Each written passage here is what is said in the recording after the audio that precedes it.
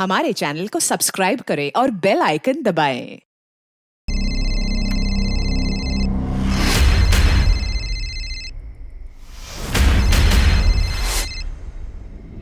Hello, कैसी हो रश्मि? कौन बोल रहा है? मैं कौन हूँ तुम्हें कभी पता नहीं चलेगा। ये नंबर भी फ्लैश नहीं हो रहा होगा। रश्मि चौधरी कभी ढूंढ नहीं पाओगी मुझे। तुमने मुझे धमकी देने के लिए फोन किया है? नहीं, धमकी नहीं, शुभचिंतक हूं तुम्हारा। बस एक फरिश्ता समझ लो। ये जो तुम अपने लैपटॉप पे तस्वीरें देख रही हो ना, तुम्हें कैसे पता कि मैं क्या कर रही हूँ? मुझे सब पता है। कहने को तुम एनजीओ वाली समाज सेविका हो, पर हर इंसान की तरह तरक्की की सीढ़ी चढ़ना चाहती हो। और तुम मुझे खरीदना चाहते हो। अब तुम वो सेठ की फैक्ट्री में वो क्या कहते हैं, स्टिंग ऑपरेशन कर लिया। तस्वीरें ले ली चोरी छुपकर। चलो कोई नहीं, तुम जीती, सेठ हारे। अब सेठ की हार कबूल करो और अपना अमाउंट बोल दो, लेकिन हाँ, थोड़ा सोच समझ कर मुंह उतना ही खोलना जितने में दोनों का फायदा हो। थक गया है अपनी बीवी से। दरअसल थक गया है कहना बहुत कम होगा, बल्कि अब उसकी बीवी उसके लिए बर्दाश्त के हद से बाहर हो गई है। ये शादी अब उसके लिए सिर्फ टॉर्चर है। ये बात उसके दिमाग में बैठ गई है। ये औरत खुद से उसके जीवन से नहीं निकलने वाली। उसे उसको निकालना होगा और उसका एक ही तरीका है, उसे अपनी बीवी का मर्डर करना होगा। अब यहां से पूरी कहानी परफेक्ट मर्डर के प्लानिंग के बारे में है। और हम कोई सोशल मैसेज नहीं दे रहे, क्राइम नेवर पेज वगैरह। हम सिर्फ ये दिखा रहे हैं कि कैसे ये कैरेक्टर अपने शातिर दिमाग का इस्तेमाल करता है। आशीष, इस कैरेक्टर को निभाने और समझने के लिए मुझे एक्टिंग करने की जरूरत ही नहीं पड़ी। क्यों भाई? क्योंकि इस अजय के कैरेक्टर को खुद से जोड़ पा रहा हूँ मैं। ऐसा लग रहा है मानो इस अजय के कैरेक्टर के नस नस से वाकिफ हूँ मैं। बॉस, मुझसे बेहतर इस रोल को कोई कर ही नहीं सकता। थैंक्स। और सुन, चूंकि तू मेरा दोस्त है इसलिए खुल के बता रहा हूँ, अपना बिल्कुल ना के बराबर बजट। कोई बात नहीं आशीष, बजट नहीं होगा तो भी मैं इस रोल को करूँगा, क्योंकि ये रोल तो लिखा गया ही मेरे लिए। थैंक्स। अच्छा सुन, फीमेल लीड के लिए तू गायत्री को मना लेगा? वाइफ के लिए? हाँ यार, प्रोजेक्ट को वेटेज मिलेगा। और वैसे भी आजकल टीवी पे छाई हुई है तेरी। अरे नहीं यार, वाइफ के रोल के लिए नहीं। उसका मर्डर मैं कैसे कर सकता हूँ?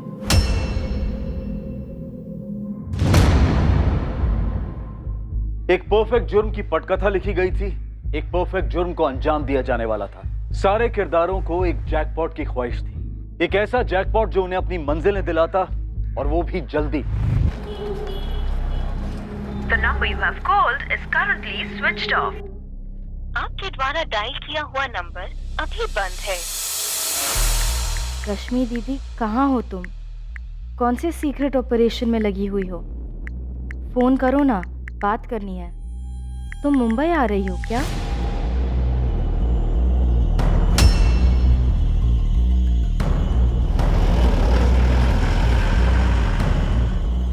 The number you have called is currently switched off.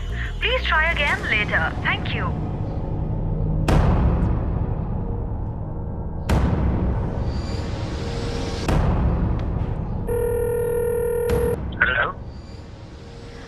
Hello जीजू, मैं खुशबू बोल रही हूँ। सबसे पहली बात खुशबू, तुम मुझे जीजू बुलाना बंद करो। अब मैं तुम्हारा जीजू नहीं हूँ। हाँ ओके, सॉरी। निखिल,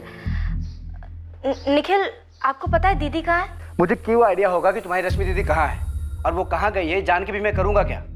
तुम शायद भूल रही हो कि 3 साल हो गया तुम्हारी रश्मि दीदी को और मुझे अलग होके। तो उसके ठिकानों के बारे में मुझे कैसे पता होगा?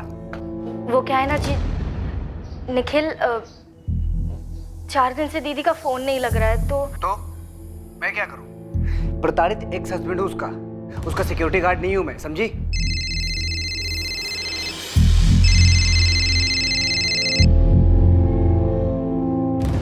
हेलो जयदेव अंकल, खुशबू बोल रही हूँ। हाँ खुशबू बेटा, कैसी हो? मैं ठीक हूँ। रश्मि दी कहाँ है? रश्मि? मुझे नहीं पता बेटा रश्मि कहाँ है। अंकल, वो आपकी किराएदार है। किराएदार थी बेटा, लेकिन वो कुछ दिन पहले ही मकान खाली करके चली गई। उसके साथ सेटलमेंट हो गई, फाइनल डील भी हो गई। मैंने जो उसे फाइनल ऑफर दिया था वो उसने मान लिया और मकान खाली करके चली गई। ऐसे कैसे? दीदी ने मुझे कुछ बताया भी नहीं और मकान खाली कर दिया। अब इसमें मैं क्या कर सकता हूँ बेटा? ये तुम्हारे और तुम्हारे रश्मि दीदी के बीच की बात है। रश्मि चौधरी उम्र 29 कहाँ चली गई थी, कहाँ थी इस वक्त, ये उसके इर्द गिर्द किसी को पता नहीं था। अपनी बहन का पता लगाने रश्मि की छोटी बहन खुशबू चौधरी मुंबई से लखनऊ पहुंची। 20 जुलाई का मेल है तुम्हारी दीदी का। मुझसे मकान मालिक जयदेव भल्ला के खिलाफ केस वापस लेने के लिए कहा। हाय आशुतोष, मेरी जयदेव भल्ला के साथ फाइनली सेटलमेंट हो गई है, तो तुम प्लीज तुरंत केस वापस लेने की अर्जी डाल दो। मैं तुम्हारी फीस आज ही तुम्हारे अकाउंट में ट्रांसफर कर रही हूँ। अगले हफ्ते की डेट मिली अर्जी डालने के लिए। आशुतोष जी, पर रश्मि दीदी कहाँ पर है? मुझे भी नहीं पता खुशबू, कब से उसका फोन ही बंद आ रहा है। मैंने तो उसके एनजीओ के बॉस विक्रम से भी बात की, उन्हें भी कोई आइडिया नहीं। उन्हें रश्मि ने एक मेल किया बस कि कुछ काम से कहीं जा रही है, कुछ समय के लिए कांटेक्ट में नहीं रहेगी। और दीदी ने मुझे एक मैसेज तक नहीं किया। मुझे तो समझ नहीं आ रहा है हो क्या रहा है। दरअसल जयदेव जी के साथ जो सेटलमेंट हुई ना उसकी, वो रश्मि के बॉस विक्रम के थ्रू ही हुई थी।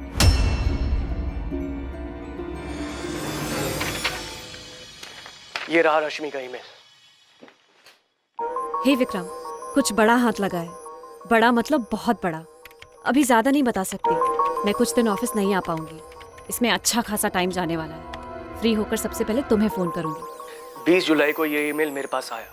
इसे मिलते मैंने रश्मि को फोन किया था, लेकिन उसका फोन बंद हो चुका था। तुम तो जानती हो अपनी बहन को, कैसे किसी काम के सिलसिले में जब भी कहीं जाती है हफ्तों गायब रहती है। लेकिन खुशबू, एक बात तो तय है कि 20 जुलाई को उसने जयदेव भल्ला का मकान खाली कर दिया था। अगर 20 तारीख को दीदी ने जयदेव अंकल का मकान खाली किया तो उसके बाद वो कहाँ रह रही थी? और 23 को मैंने उन्हें फोन किया, उनका फोन बंद आ रहा था। घर खाली करने के बाद वो डायरेक्टली ऑपरेशन पे तो नहीं गई होंगी। उनका सारा सामान कहाँ है? अब खुशबू, ये तो मैं भी नहीं बता सकता क्योंकि फोन बंद था उसका। दीदी का जयदेव अंकल के साथ अचानक सेटलमेंट कैसे हो गया? कुछ अजीब सा लग रहा है। निखिल को नहीं पता दीदी कहाँ है, आपको नहीं पता दीदी कहाँ है, ऐसे कैसे हो सकता है? तुम तो उसकी बहन हो। जब उसने तुम्हें तो कुछ नहीं बताया तो बाकी किसी को बताने का तो सवाल ही नहीं पैदा होता। रश्मि चौधरी का कुछ पता नहीं चल रहा था और उसकी छोटी बहन खुशबू चौधरी ये मानने को तैयार ही नहीं थी कि उसकी रश्मि दीदी बिना उसे बताए ऐसे कहीं जा सकती है। खुशबू को शक हुआ कि या तो उसकी बहन का अपहरण हुआ है या फिर उसे जबरन कहीं रोका गया है। रश्मि के इर्द गिर्द कुछ बातें थीं जिनकी वजह से उसके लापता होने पर खुशबू को कुछ खटकने लगा था। खुशबू, तुम्हारी बहन रश्मि ने 20 जुलाई को 2 ईमेल्स भेजे, एक अपने लॉयर आशुतोष को और दूसरा अपने बॉस विक्रम सहगल को। दोनों मेल अपनी आईडी से भेजे। तुम्हें लगता है दोनों फर्जी हैं? ईमेल्स फर्जी हो सकते हैं क्योंकि सर, मैं अपनी रश्मि दीदी को बहुत अच्छे से जानती हूँ। हम दोनों बहनें बहुत क्लोज हैं और इस तरह फोन बंद करके कहीं चले जाना, वो भी मुझे बिना बताए, ऐसा हो ही नहीं सकता। लेकिन मकान मालिक जयदेव भल्ला ने बताया कि तुम्हारी बहन सारा सामान लेके घर खाली करके कहीं चली गई। अगर मकान खाली किया तो कहाँ गई, और वो भी मुझे बिना बताए? ऐसा नहीं हो सकता, मैं मान ही नहीं सकती। रश्मि पिछले 2 सालों से मेरे मकान नंबर 12 में किराए पर रह रही थी। बगल में मेरे 3 और मकान हैं, वो भी किराए पे थे। तीनों ने पैसे लिए और खाली कर दिए, लेकिन रश्मि की मांग कुछ ज्यादा ही थी, वो खाली कर ही नहीं रही थी। मैं तुम्हारा यहाँ 1 घंटे से इंतजार कर रहा हूँ रश्मि। मैंने बोला था ना जयदीप जी आपसे कि शायद मैं लेट हो जाऊंगी, आप ही जल्दी आ गए। पानी? नहीं, 20 लाख, सिर्फ और सिर्फ 20 लाख। मैं तुम्हें इतना ही दे सकता हूँ, इससे 1 पैसा भी ज्यादा नहीं। जयदेव जी, आपके चारों मकानों पर बिल्डर कम से कम 6 फ्लोर की 2 बिल्डिंग्स बनाएगा और उसने आपको पूरे 60 करोड़ ऑफर की। गलत बोल रही हूँ? गलत कर रही हो तुम रश्मि, जो खाली नहीं कर रही हो। बाकी तीनों कैसे मान गए 20 में? और मुझे जितने भी पैसे मिले उसे तुम्हें क्या? जमीन मेरी है, तुम सिर्फ किराएदार हो। ये जो आप मेरी जमीनें बोल रहे हैं ना, सीना चौड़ा करके जयदेव जी, मैं उसकी बाल की खाल करके निकाल सकती हूँ कि ये जमीनें हासिल करने में आपने कितनी मुट्ठियां गर्म की। सोशल वर्कर समझ के मैंने तुम्हें मकान किराए पे दिया था, पक्का काउंटर तक नहीं बनाया, और अब तुम मुझे धोखा दे रही हो। कैसा धोखा? सोशल वर्कर है तो क्या हवा में सोएंगे? 1 करोड़ तो मांग रही हो। हाँ कहिए, अभी साइन करते। फिर वही 1 करोड़? तुम गलत कर रही हो रश्मि। जयदेव जी, आपके बाकी सारे मकानों का डील सस्ते में हो गया, आपको ज्यादा पैसे नहीं देने पड़े। मैं तो बस थोड़ा सा ज्यादा मांग रही हूँ, आपके 60 करोड़ में से 1 करोड़। 59 तो फिर भी आपके पास है ना। फिर भी आप ये कह रहे हैं कि मैं आपके साथ धोखा कर रही हूँ। पूरे 1 साल तक रश्मि ने कोर्ट के चक्कर कटवाए मुझे। मैंने कई बार उसके वकील आशुतोष और उसके एनजीओ के बॉस विक्रम से कहा कि सेटलमेंट करवा दे। आखिरकार विक्रम जी ने कुछ 45 लाख में सेटलमेंट करवा दी। तब जाकर उसने सिविल केस वापस लिया, पैसे लिए और मकान खाली कर दिया। 45 लाख? आपने दीदी को 45 लाख दिए और दीदी ने मुझे ये बताया तक नहीं, और यूं ही कहीं चली गई? ऐसा कैसे हो सकता है? तुम और तुम्हारी दीदी एक दूसरे को क्या बताती है क्या नहीं बताती है, लेकिन मैं सच कह रहा हूं सर, मेरा सारा पेपर वर्क तैयार है। चाबी हैंड ओवर की रश्मि ने? इतनी तमीज कहां रश्मि में सर। मैं 20 तारीख को पूछने गया था उसे कि चाबी कब दे रही है।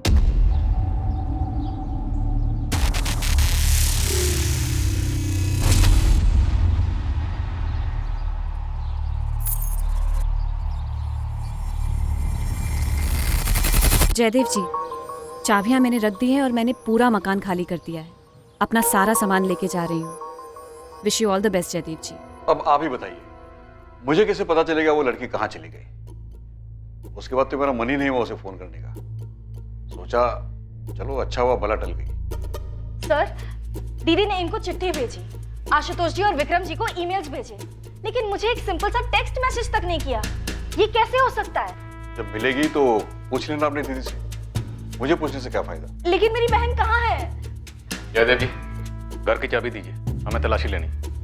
हाँ मैम, जयदेव जी बिल्कुल ठीक कह रहे हैं। 17 जुलाई को उन्होंने मुझे 45 लाख कैश दिए थे, जो मैंने उसी दिन रश्मि को दे दिए थे। लेकिन विक्रम जी आपके थ्रू क्यों? जयदेव भल्ला ने कैश डायरेक्टली रश्मि को क्यों नहीं दिया?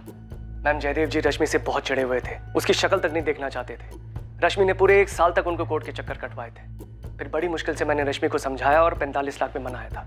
ये रहे तुम्हारे 45 लाख, गिन लो।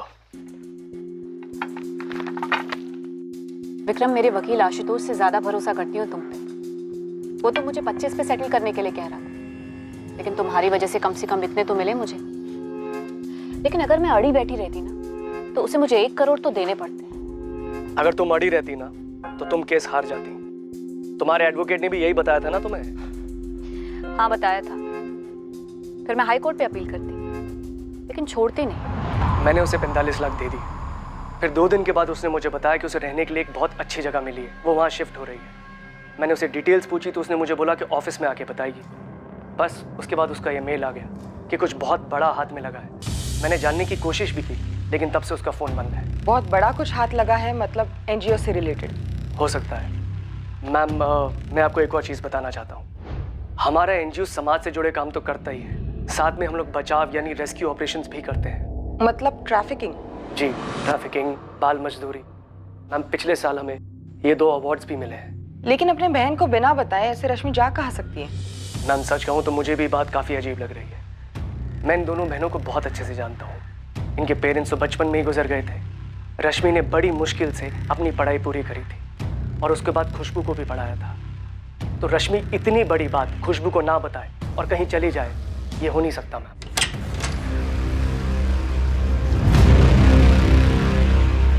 सर, रश्मि के फोन की लास्ट लोकेशन उसी के एरिया गिरिधर नगर की थी, जहाँ 20 जुलाई 2017 को उसका फोन स्विच ऑफ हुआ था। फोन स्विच ऑफ होने से पहले उसने किसी स्टेट एजेंट या ब्रोकर को कॉल किए थे?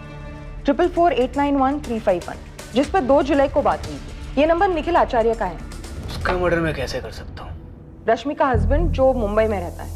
रश्मि का हस्बैंड? लेकिन खुशबू ने तो हस्बैंड के बारे में कुछ बताया ही नहीं। सर, 3 साल पहले अलग हुए थे और रश्मि ने इसे भी कोर्ट तक घसीटा था। घरेलू हिंसा का केस किया था इसके खिलाफ।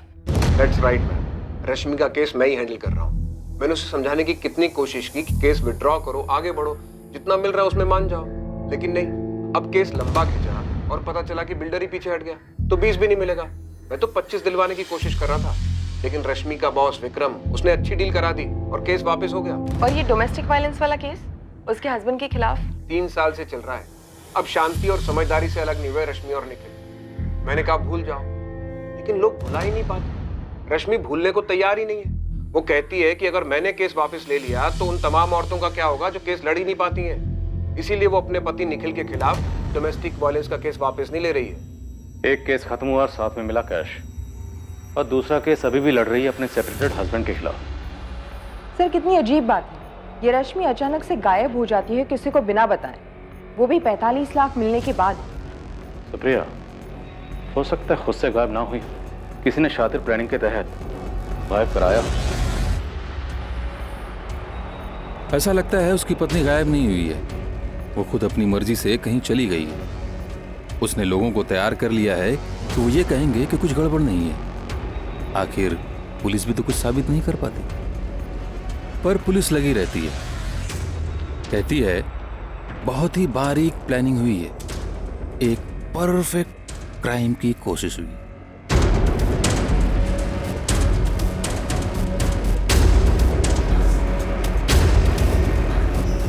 सर, खुशबू ने ये मिसिंग वाले इश्तिहार दिया है अखबार में। उसने सुबह कॉल किया था और उसका कहना है कि उसे डाउट है कि रश्मि के साथ कहीं कुछ गलत हुआ है। लेकिन इस डाउट को टटोलने के लिए हमारे पास कोई सुराग भी नहीं। कुछ तो हुआ है। एक सोशल वर्कर का इस तरह अचानक गायब हो जाना या अंडरग्राउंड होना, क्या वजह हो सकती है?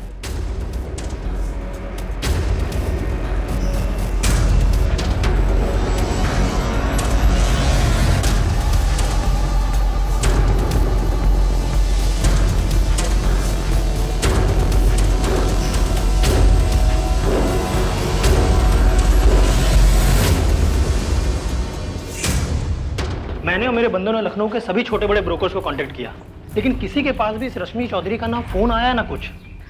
45 लाख कैश था उसके पास, छोटी रकम नहीं होती। और खुद से गायब होने की कोई वजह भी तो नहीं थी। और अगर कुछ है भी तो फोन रिकॉर्ड्स में दिख नहीं रहा। मुझे दो बातें समझ में आ रही हैं। पहला तो रोकड़ा कि किसी ने 45 लाख रुपए के लिए इसे गायब कर दिया और मारवार भी डाला, और दूसरा कारण हो सकता है बदला, कि किसी का नुकसान करवाया हो इस एनजीओ मैडम ने। बंदे ने बदला लेने के लिए गायब करवा दिया, मारवार भी डाला। लेकिन उसने लोगों से कहा कि उसे दूसरा मकान मिल गया है, वो शिफ्ट हो रही है। मकान खाली हुआ है मतलब सामान निकला है, पर निकला है तो कब, कैसे और गया कहाँ?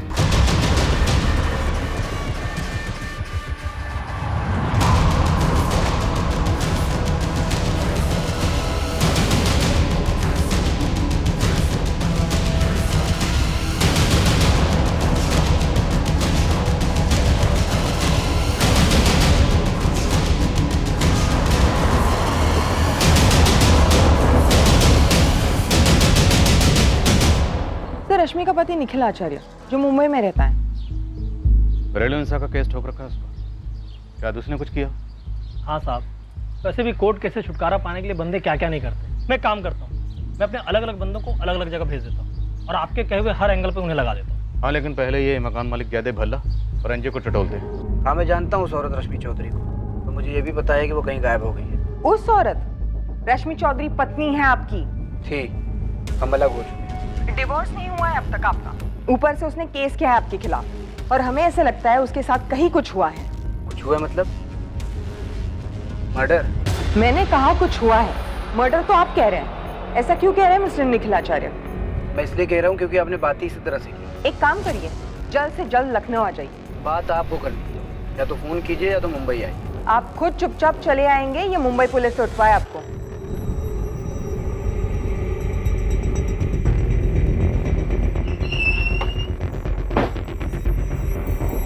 अरे सर, सर सर ऑफिस खोला तो ये हाल मिला इधर। सर वो वहाँ पर खिड़की भी टूटी है सर, लगता है वहीं से वो आए थे।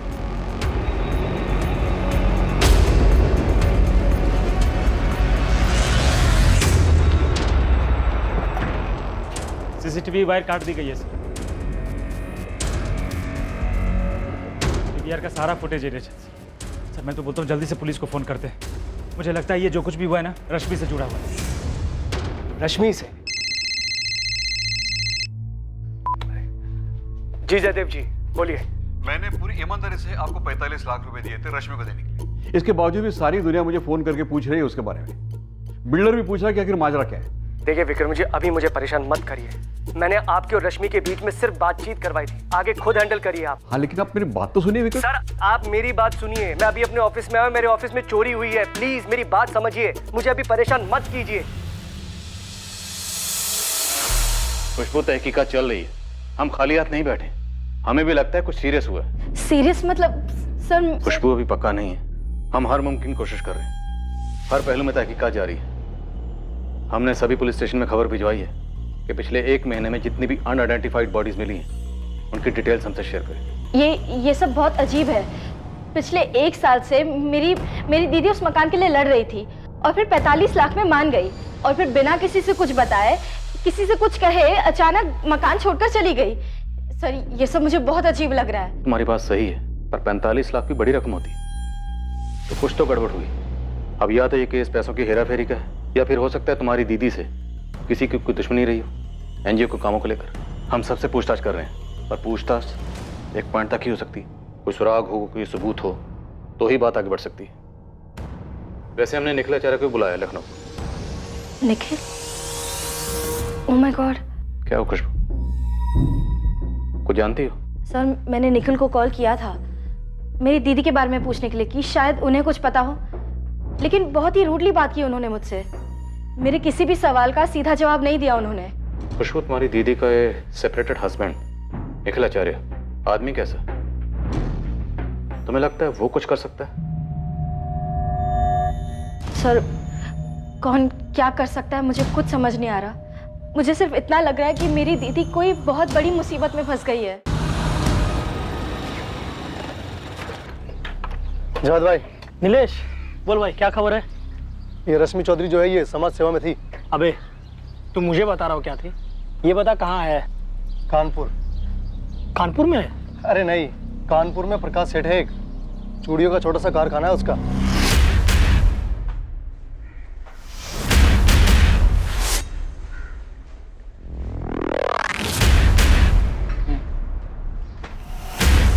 छह महीने पहले तक उसके कारखाने में बच्चे काम करते थे, काफी सारे थे। उससे पहले प्रकाश ने खुद सारे बच्चों को वहां से हटा दिया। ये रश्मि जिस एनजीओ के लिए काम करती है वो लोग बाल मजदूरी के खिलाफ कुछ तो करते हैं, और बच्चों के तस्करी के खिलाफ भी। वही तो इस रश्मि का कुछ कनेक्शन था जिसकी वजह से प्रकाश सेठ ने बच्चों को निकाल दिया। रश्मि ने कुछ किया? क्या किया वो मालूम नहीं, लेकिन पक्का वो शामिल थी, क्योंकि कई लोगों का नुकसान किया है इस रश्मि मैडम ने। तो इस प्रकाश सेठ का भी काफी नुकसान हुआ होगा, और उसी ने इस रश्मि के साथ कुछ कर दिया होगा। ये प्रकाश को देखना बनता है जावेद भाई। तो अब सीधे लग जाए ये पता लगाने में किस प्रकाश सेठ ने किसे सुपारी दी और लाश को कहाँ ठिकाने लगाया। क्या खबरी जावेद का शक सही था? क्या रश्मि का कत्ल हो गया था और उसकी लाश ठिकाने लगा दी गई थी? क्या उसके कत्ल का कारण था उसका काम, जिसमें गैर कानूनी बाल मजदूरी से बच्चों को बचाया जाता था? या फिर मर्डर का कारण कुछ और ही था, कोई पर्सनल एंगल? इस जुर्म की कहानी लिखने वाले ने बहुत मेहनत की थी, कोई गुंजाइश नहीं रहने दी थी कि जिससे रश्मि के गायब होने का रहस्य खुल जाए।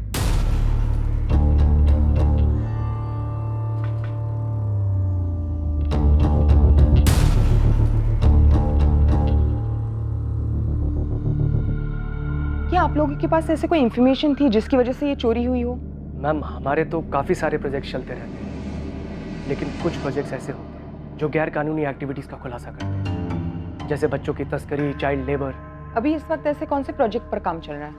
मैम सच कहूँ तो अभी तो कोई भी ऐसा प्रोजेक्ट नहीं है। दरअसल मैम जैसे ही मैंने ऑफिस की हालत देखी, सबसे पहले रश्मि के उस मेल का ख्याल आया। हाय विक्रम, कुछ बड़ा हाथ लगा है। बड़ा मतलब बहुत बड़ा, अभी ज़्यादा नहीं बता सकते, इसमें बहुत ज़्यादा समय लगने वाला है, इसीलिए कुछ दिन ऑफिस नहीं आ पाऊंगी, लेकिन फ्री होकर सबसे पहले तुम्हें ही फ़ोन करूँगा। थैंक्स रश्मि। तो आपको ऐसे लगता है कि ये चोरी रश्मि के किसी ऑपरेशन से जुड़ी हो सकती है? जी। लेकिन आपने अभी कहा कि आपको ऐसे ऑपरेशन के बारे में कोई भी इंफॉर्मेशन नहीं है। हाँ नहीं पता मैडम, दरअसल रश्मि के काम करने का स्टाइल ही कुछ ऐसा है, हमें ऑपरेशन के ख़त्म होने के बाद ही पता चलता है। मैम रश्मि इस समय मिसिंग है और वो बहुत रिस्क लेती है। हो सकता है चोरी करने वाले को लगा हो कि उससे रिलेटेड कोई इन्फॉर्मेशन या सबूत रश्मि ने यहाँ छोड़े हो। ये चोरी करवाने वाला प्रकाश सेठ हो सकता है, कानपुर का प्रकाश सेठ। प्रकाश सेठ? हाँ मैम, 6-7 महीने पुराना केस है, चूड़ियों की फैक्ट्री है उसकी, रश्मि ने मुझे फोटोज भी दिखाई थी। और हर यूनिट में भर भर के बच्चे हैं, पूरे इंडिया से पक्का बहुत सारे बच्चे अगवा किए गए हैं। Good job. एक काम करते हैं, पुलिस को बताते हैं और रेड करवाते हैं। नहीं विक्रम अभी नहीं, मैं और भी यूनिट्स की जानकारी और ऐसे सबूत इकट्ठा कर रही हूँ, फिर एक साथ सब पे छापा डलवाते हैं। अभी कुछ किया तो बाकी यूनिट्स में बच्चों को कहीं छुपा देंगे। और रश्मि तुम गरम प्रूफ लेकर आई हो अभी, अगर बाद में लेट हो गया, बात लीक हो गई तो? मैं और भी चीज़ें पता लगा रही हूँ, मुझे सबके सबको अंदर करवाना है। अरे जानवरों जैसा काम करवाते हैं बच्चों से। देखो तुम फिक्र मत करो, देर नहीं होगी और कुछ लीक भी नहीं होगा। पर यह बात लीक हो गई कि रश्मि ने उन पर स्टिंग किया है, और रेड पड़ने से पहले रातों रात वहाँ से सारे बच्चों को हटा दिया गया। इससे तो काफ़ी नुकसान हुआ होगा प्रकाश सेठ का, और इसीलिए शायद उसने रश्मि को मरवा डाला हो। मरवा डाला? मैंने कितनी बार रश्मि से कहा था कि तुम जो भी करती हो पुलिस वालों को और मुझे बताया करो, कहाँ जा रही हो, क्या कर रही हो। पहले कभी रश्मि इतने लंबे अरसे के लिए गायब हुई है? नहीं मैम, कभी भी नहीं। और आज 14 दिन हो गए। और इस ऑफिस में रात में हुई चोरी के बाद मेरा डर और बढ़ गया है मैम। निखिल आचार्य को मिले हो कभी? रश्मि का सेपरेटेड हस्बैंड। विक्रम सर, हमने तो उसके बारे में सोचा ही नहीं। क्या नहीं सोचा? हस्बैंड वाइफ में बहुत टेंशन थी। सॉरी, मैं आपको बताना ही भूल गया। वो क्या बताना था तुम्हें? रश्मि उसे डिवोर्स नहीं दे रही है। 3 साल पहले अलग हुए थे ना वो? जी, लेकिन रश्मि ये चाहती है कि निखिल मान ले कि उसने रश्मि को टॉर्चर किया है, तभी वो उसको डिवोर्स देगी। टॉर्चर? टॉर्चर? थक गया है अपनी बीवी से। दरअसल थक गया है कहना बहुत कम होगा, बल्कि उसकी बीवी अब उसके लिए बर्दाश्त के हद से बाहर हो गई है। ये शादी अब उसके लिए सिर्फ टॉर्चर है।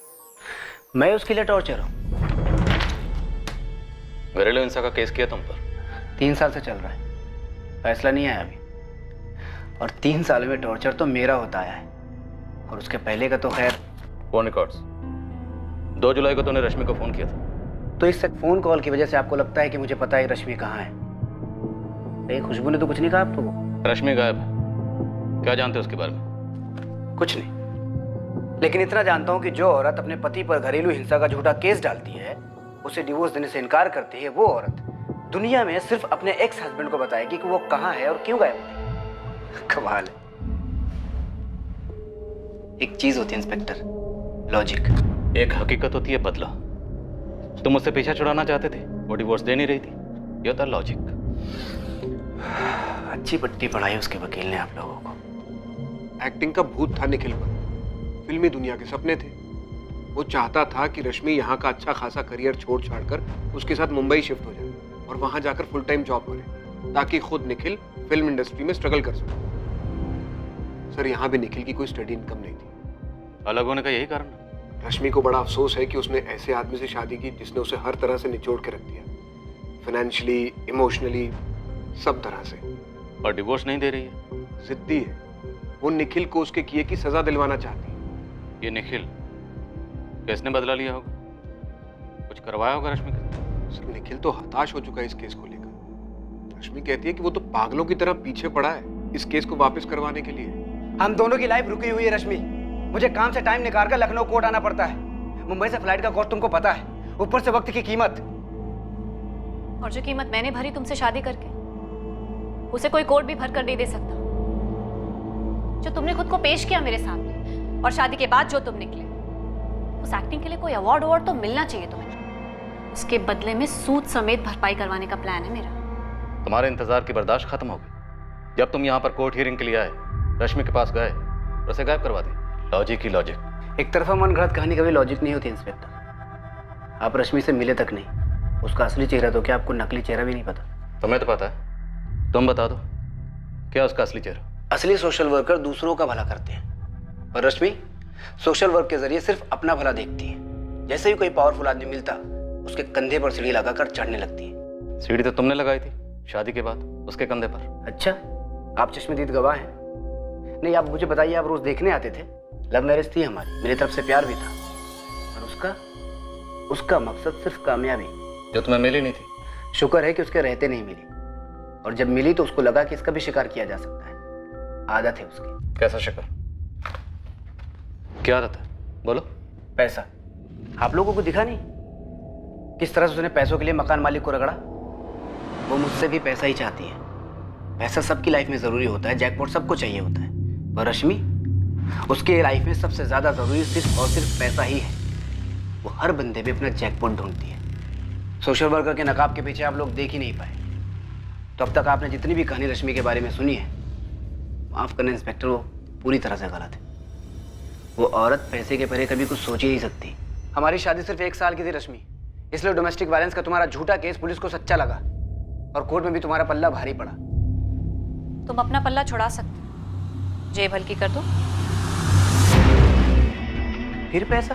निखिल, जब हम अलग हुए थे तब बात अलग थी। तब मैं 1 लाख में सेटल करने के लिए रेडी थी, पर तुमने कहा नहीं। फिर 3 साल बाद मैंने 2 का ऑफर किया, फिर नहीं। अब तुम 3-4 शोज करते हो, पॉपुलर हो, इनकम भी काफी अच्छी है, 10 लाख से नीचे क्या लूंगी? इनफैक्ट ये भी कम है। अरेंज कर दो, मैं केस वापस ले लूंगी। मेरे पास इतने पैसे नहीं है निखिल, मुझे तुम्हारा पर एपिसोड रेट मालूम है और तुम महीने में कितने एपिसोड्स करते हो वो भी मालूम है, और तुम्हें मालूम है कि मेरी कैलकुलेशन कितनी स्ट्रांग है। तुमने हमेशा कैलकुलेशन ही किया है, रिश्तों में भी सिर्फ कैलकुलेशन। क्यों की मैंने तुमसे शादी? तुमने शादी एक सीढ़ी के लिए की थी निखिल, मतलब मैं तुम मेरा यूज करते हुए मुंबई में अपना करियर बनाना चाहते थे, और जब ऐसा नहीं हुआ तुमने मुझे छोड़ दिया। छोड़े जाने का दर्द बहुत होता है निखिल। मैं उसे 10 लाख दे सकता था सर, लेकिन मैंने उसे कभी टॉर्चर किया ही नहीं, ना ही कभी हाथ उठाया, तो किस बात के पैसे देता? मैंने अपनी लाइफ में बहुत स्ट्रगल किया है सर, न जाने कितने ऑडिशन में रिजेक्ट हुआ, भूखे पेट सोया, तब जाके इस मुकाम तक पहुंचा हूं। मेरा पैसा खून पसीने का है सर। अब तुम अपनी स्ट्रगल को ढाल बनाकर फिल्मी कहानी सुना रहे हो। कोई फिल्मी कहानी नहीं है सर, यही सच है। हकीकत बयां करने के लिए उसकी पत्नी है नहीं, तो स्टोरी बनती है सिर्फ अजय की। वो जो कहता है उनके बीच जो हुआ वो सच बन जाता है। पुलिस अजय को क्वेश्चनिंग के लिए बुलाती है। वो जानता है कि पुलिस जाहिर तौर पे उस पर शक करेगी, लेकिन अजय पूरी तरह तैयार है। शातिर खिलाड़ी भी है सर, पूरा चांस है कि वो खुद कहीं छुप कर बैठी हो, क्योंकि उसको पता है कि उसके गायब होने से कई लोगों पर शक होगा, और जब शक होगा तो पुलिस उन्हें टटोलेगी, जिससे उनके पुराने पाप भी बाहर आएंगे। उनके इसी डर का फायदा उठाकर वो उनसे पैसे निकलवा रही होगी सर। तुम्हारी बातों से ऐसा बिल्कुल नहीं लग रहा कि तुम एक ऐसी औरत की बात कर रहे हो जो कभी तुम्हारी बीवी रह चुकी। ऐसा लग रहा है जैसे किसी स्क्रिप्ट की चालबाज और धोखेबाज औरत के बारे में बात कर रहे हो। हाल फिलहाल में कोई स्क्रिप्ट पढ़ी है क्या? फिल्में जिंदगी का आईना होती हैं सर। एक स्क्रिप्ट में मैंने एक लाइन पढ़ी थी कि पैसों की खुशबू मुर्दों को भी जिंदा कर सकती है। पैसा कुछ भी करवा सकता है सर। थोड़ा ड्रामेटिक है और सच छुपा हुआ है इस लाइन में। 45 लाख कैश थे उसके पास, लेकिन हमने कहीं देखा नहीं है सर। ये तो हमें मकान मालिक जयदेव भल्ला ने बताया, लॉयर आशुतोष ने भी बताया, और विक्रम का भी यही कहना है। निखिल और रश्मि की कहानी भी हमें वकील आशुतोष ने सुनाई, जैसे निखिल ने सुनाई। पर हकीकत क्या है ये देखने के लिए हम कहीं भी मौजूद नहीं थे। सर 45 लाख की खुशबू बहुत तगड़ी होती है, किसी से भी कुछ भी करवा सकती है, जैसे निखिल ने कहा। राइट, मुर्दों को भी जिंदा कर सकती है। हे गायत्री। निखिल सब ठीक है ना? हाँ सब ठीक। अच्छा, बेबी ज्यादा प्रॉब्लम तो नहीं हुई? ना ना, हो गया आराम से सब। लेकिन रश्मि है कहाँ? स्क्रिप्ट में ये डायलॉग पुलिस का है, तुम्हारा नहीं है, और गर्लफ्रेंड ऐसे सवाल नहीं पूछा करते। सर इस निखिल का मुंबई और लखनऊ का बैकग्राउंड निकलवाती हूँ। मुंबई पुलिस की हेल्प लो। बात शुरू है सर। मुझे लगता है इस एनजीओ के विक्रम से एक बार और क्वेश्चन करना चाहिए। कोई टिप? सर एनजीओ उसका है, लेकिन उसे रश्मि के ऑपरेशन के बारे में कुछ भी नहीं पता। और दूसरी बात, ये ऑफिस में जो चोरी हुई है मुझे लगता है रश्मि के गायब होने से जुड़ी हो सकती है। शायद पहले के किसी केस से रिलेटेड हो। मैं चूड़ी फैक्ट्री के मालिक प्रकाश सेठ को कॉल करता हूँ, जिस पर रश्मि ने स्टिंग किया था। तुम निखिल और विक्रम पर लग जाओ। सुप्रिया, क्या तुम्हें लगता है कि रश्मि का मर्डर कर दिया गया है और उसकी लाश कहीं छुपा दी गई है? सर पॉसिबिलिटी तो है, लेकिन अगर ऐसा हुआ भी है तो लाश जयदेव भल्ला के मकान नंबर 12 में नहीं हो सकती, क्योंकि मैंने उस घर का कोना कोना छान मारा है। सर मैं मानना नहीं चाहूंगी कि मर्डर हुआ है, लेकिन उसका हवा हो जाना इतने अच्छी तरीके से प्लान है। डिटेल्स देखिए सर, दरवाजे पे एनवेलप में चाबी और जयदेव भल्ला को वो चिट्ठी। सर फिर वो 2 ईमेल्स, एक लॉयर आशुतोष राय को और दूसरा ईमेल बॉस विक्रम सहगल को। पूरा घर खाली करके गायब हुई, लेकिन घर का वाईफाई डिस्कनेक्ट नहीं किया। किसी ने रश्मि को घर में मार दिया, फिर उसी के वाईफाई से, उसी के ईमेल से वो दोनों मेल्स भेजे। गायब हुई है, गायब करवाया है या मर्डर हुआ है, लेकिन जो भी हुआ उसके पीछे मुझे एक ही मोटिव लगता है, पैसा। पर क्या वाकई पैसा इस केस का मोटिव था? वो 45 लाख रुपए जो रश्मि को बतौर भरपाई मिले किराए का मकान छोड़ने के लिए, या इस केस का कोई ऐसा पहलू था जिसका साया भी अब तक केस पर पड़ा नहीं था? बहुत जल्द एक और राज सामने आया, पर क्या ये सब कुछ चौंकाने वाला था?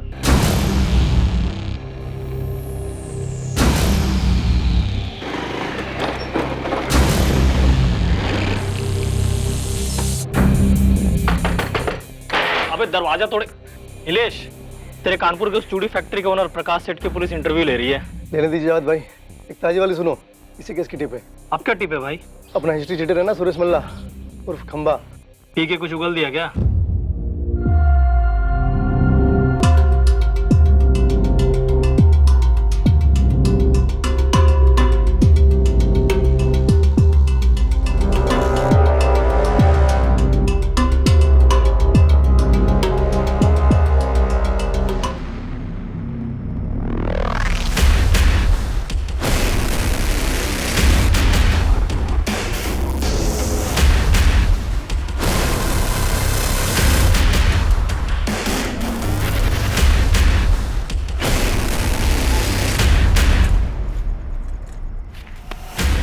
जो भी थे सब उठा लाए बलवीर भाई।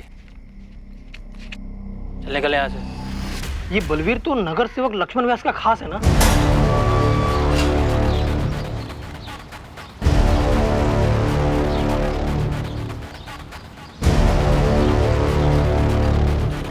भाई जी,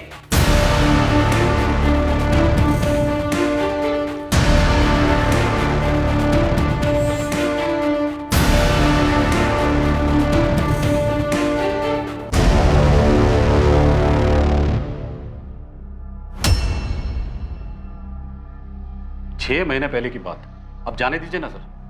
मेरी फैक्ट्री में अब एक भी बच्चा नहीं है। रश्मि के स्टिंग ऑपरेशन की खबर अगर लीक होकर तुम तक ना पहुंचती तो रेड होने से पहले तुम बच्चों को फैक्ट्री से बाहर ना निकाल पाते और इस वक्त तुम जेल के अंदर होते। सुपारी किसे दी, लाश कहां फेंकी? रुके रुके सर, आप तो कुछ भी बोले चले रहे हैं।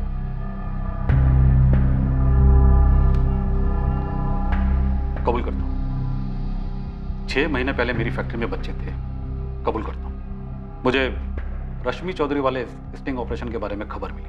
अब यह मत पूछिएगा कि खबर कैसे मिली। कैसे मिली? जब मुझे खबर मिली तो मेरे आदमियों ने रश्मि चौधरी को फोन लगाया, धमकाने के लिए नहीं, समझाने के लिए। अब सेठ की हार कबूल करो और अपना अमाउंट बोल दो, लेकिन हाँ थोड़ा सोच समझ कर। मुंह उतना ही खोलना जितने में दोनों का फायदा हो।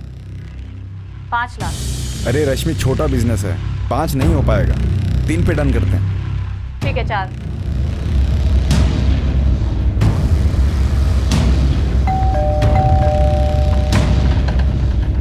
गिन लो, 4 हैं। वहीं रुको, मैं गिन के आती हूं। कोई धमकी नहीं, कोई मर्डर नहीं, बस 4 लाख में काम हो गया। तुम कह रहे हो कि रश्मि ने तुम पर स्टिंग किया और फिर तुमसे 4 लाख लेकर तुम्हें रेड की टिप दी और रेड होने से पहले तुमने बच्चों को फैक्ट्री से हटा दिया। हाँ, और मैंने अपने कान पकड़ लिए कि आगे से बच्चों को कभी काम पे नहीं रखूंगा, क्योंकि 4 लाख की रकम मेरे लिए बहुत बड़ी होती है। तो 4 लाख वापस लेने के लिए और अपने नुकसान की वजह से तुमने रश्मि चौधरी को मरवा दिया।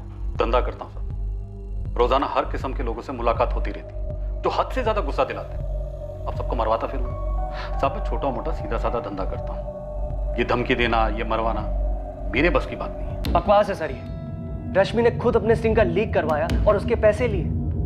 सर आपको गलत इंफॉर्मेशन मिली है। विक्रम सर, ये लोग दीदी को ढूंढ नहीं पा रहे, इसलिए सारी अनाप शनाप बातें सामने लाकर दीदी को गलत ठहराकर उनका नाम खराब करना चाहते हैं। हम अपनी ओर से कुछ नहीं कह रहे, तहकीकात में जो सामने आ रहा है हम वही कह रहे हैं। और सिर्फ प्रकाश सेठ नहीं, तुम्हारी दीदी के सेपरेटेड हस्बैंड निखिल ने खुद हमें बताया कि तुम्हारी दीदी केस वापस लेकर डिवोर्स देने के लिए 10 लाख रुपए मांग रही थी। सर आप एक बार मुंबई जाइए, आपको पता चलेगा कि ये जो निखिल आचार्य है ये एक्ट्रेस गायत्री का बॉयफ्रेंड है, और जब तक मेरी दीदी उसे डिवोर्स नहीं दे देती वो गायत्री से शादी नहीं कर पाएगा। ये बात बताई उसने आपको? नहीं ना? सर दीदी के गायब होने से सबसे ज्यादा फायदा निखिल को हो रहा है, वो शादी कर पाएगा। अब बोलिए, निखिल एक्टर बहुत अच्छा है, लेकिन मुझे उम्मीद नहीं थी कि आप लोग भी सीरियल के ऑडियंस के जैसे उसकी एक्टिंग को सच्चाई समझ लेंगे। इस निखिल के बारे में तो मुझे नहीं पता, लेकिन ये जो लॉयर है आशुतोष, बहुत बड़ी, वो सेपरेटेड हस्बैंड का नाम ले रही है और तुम लॉयर का। सर जयदेव जी ने मुझे 45 लाख दिए, डील मैंने कराई, ओके। फिर मेरे पहुंचने से पहले आशुतोष रश्मि को 25 लाख के लिए क्यों मनवा रहा था? तुम अच्छी डील कर लेते होगे शायद, लेकिन इससे आशुतोष मुजरिम नहीं बन जाता। पर सर जिस तरह से रश्मि गायब हुई है, फिर मेरे पास और लॉयर के पास ईमेल्स आते हैं, जयदेव जी के पास लेटर आते हैं, तीनों ऐसे डॉक्यूमेंट्स हैं जो कोर्ट में सबूत माने जाएंगे कि रश्मि ने भेजे। 3 लीगल डॉक्यूमेंट्स, कोर्ट में माने जाने वाले सबूत, सब यही प्रूफ करने के लिए कि रश्मि खुद कहीं गई है। और यही थ्योरी निखिल भी सामने रख रहा है। तो ये लॉयर और पति क्या ये मिले हुए नहीं हो सकते? Excuse me sir. Sir 1 minute. Sir Vikram के एनजीओ ऑफिस में जो चोरी हुई थी वो पेनड्राइव्स के लिए हुई थी। कौन से केस के पेनड्राइव? प्रकाश सेठ के या कोई और? सर केस के बारे में तो पता नहीं, लेकिन जावेद खबरी ने बताया कि पेनड्राइव्स की चोरी एक्स नगर सेवक लक्ष्मण व्यास के किसी खास आदमी बलवीर ने करवाई। रश्मि ने एक्स नगर सेवक लक्ष्मण व्यास पर भी स्ट्रिंग किया था। इन पेन ड्राइव्स में उसकी तस्वीरें और वीडियोस हो सकते हैं। तुम्हारी थ्योरी में दम तो है। निखिल और इस एडवोकेट आशुतोष की मिली भगत। शायद आशुतोष को रश्मि से पैसे चाहिए थे और इस निखिल को छुटकारा। सर दूसरी खबर मुंबई से। निखिल पटे? सर मुंबई पुलिस की खबरी का कांटेक्ट है जीवन के सफर में, मतलब। हाँ, वो उसके शूटिंग के सेट पर। भाई इसमें मेरा नाम नहीं आएगा, मेरी नौकरी चली जाएगी यार। अरे नहीं आएगा यार, तू बोला। चक्कर है निखिल और उस हीरोइन गायत्री का। ये रश्मि को गायब करने में कोई हाथ है क्या? इतना तो नहीं मालूम, लेकिन भाई वो अपने डायरेक्टर है ना आशीष भाई, वो एक वेब सीरीज बना रहे हैं परफेक्ट मर्डर अ मिस्ट्री नाम। फुल फाड़ स्टोरी है। स्टोरी बाद में सुना, पहले काम की बात बोल। काम की बात बोल रहा हूँ भाई। वो वेब सीरीज के स्टोरी में हीरो अपनी पत्नी का मर्डर कर देता है। निखिल ने जब स्टोरी पहली बार सुनी थी ना, तो उसने बोला कि ये मैरिज लाइफ की स्टोरी है, इसको मुझसे बेहतर कोई नहीं कर सकता। इस केस के घोड़े कहाँ कहाँ दौड़ रहे हैं? रश्मि ने लक्ष्मण व्यास पर क्या स्ट्रिंग किया होगा? और ये निखिल किसी स्क्रिप्ट की कहानी असली जिंदगी में जी रहा है। सारे आइडियाज उसको वहीं से आ रहे हैं क्या? क्या यार निखिल, तूने बोला तो तू करेगा, स्टोरी तेरे लिए लिखी गई है। आई एम सॉरी आशीष, ये स्टोरी मेरी लाइफ के बहुत करीब लग रही है, मुझसे नहीं हो पाएगा यार। ठीक है, तुझसे जबरदस्ती एक्टिंग तो नहीं करवा सकता ना। चल निकलता हूँ, बाय।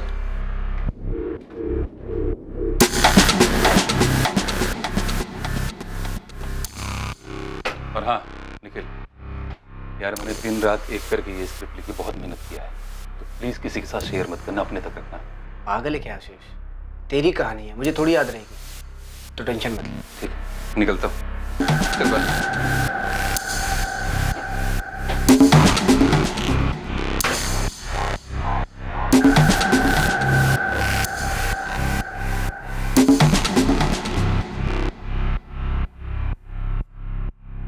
क्या एक फिल्म की कहानी की तरह परफेक्ट क्राइम को अंजाम देने के बाद परफेक्ट तरीके से सुराग मिटाए गए?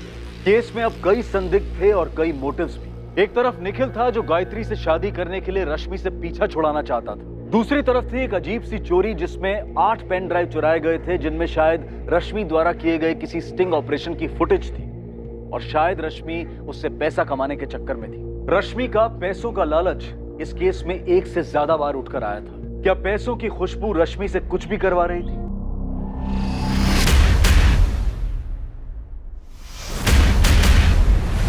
मुश्किल केस था क्रैक करने के लिए, और रश्मि अपनी सच्चाई बोलने के लिए सामने नहीं थी। पर क्या वो थी भी, या फिर पैसों की खुशबू एक मुर्दे को जिंदा रख रही थी? समय लगा, पर आखिरकार ये केस हल हुआ। कैसे हुआ ये हम जानेंगे कल रात इस केस के दूसरे और आखिरी भाग में। अब मैं अनूप सोनी आपसे विदा लेता हूं, फिर मुलाकात होगी। और याद रखें, क्राइम और आपके बीच में सिर्फ इतना फर्क है कि आप कितने सतर्क हैं।